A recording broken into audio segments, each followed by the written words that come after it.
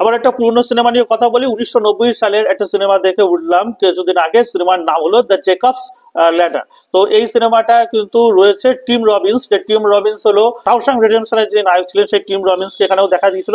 তিনি হচ্ছেন কিন্তু এই সিনেমার নায়ক। তো এই সিনেমাটা দেখানো হয়েছিল কি ভিয়েতনামের যুদ্ধে, 71 সালে যখন ভিয়েতনামের যুদ্ধ হয় আমেরিকার সাথে, সেই সময় তাদের যুদ্ধে যাওয়া হয় এবং কোনো একটা কারণে সেই যুদ্ধে তার যারা বন্ধু বান্ধব ছিল তারা অর্ধেক মারা যায় এবং অর্ধেক পাগলের মতো হয়ে যায় এবং সে নানা রকম ইলিউশনে মানে ভুগতে থাকে। সিনেমার শুরুটা দেখলে আপনার মনে হতে পারে যে এটা কোনো সাইকোলজিক্যাল সিনেমা, যে আর কি প্রোটাগনিস্ট তার নানা রকম ইলুশন রয়েছে এবং তার মাথায় নানা রকম গন্ডগোল রয়েছে, কিন্তু সিনেমা যত এগোতে থাকে বোঝা যায় যে এই যে ইলুশনের পিছনে আমেরিকার কোনো একটা হাত রয়েছে। মোটমাট কথা সিনেমাটার একটা কনস্পিরেন্সির উপরে দাঁড়িয়ে থাকা একটা সিনেমা।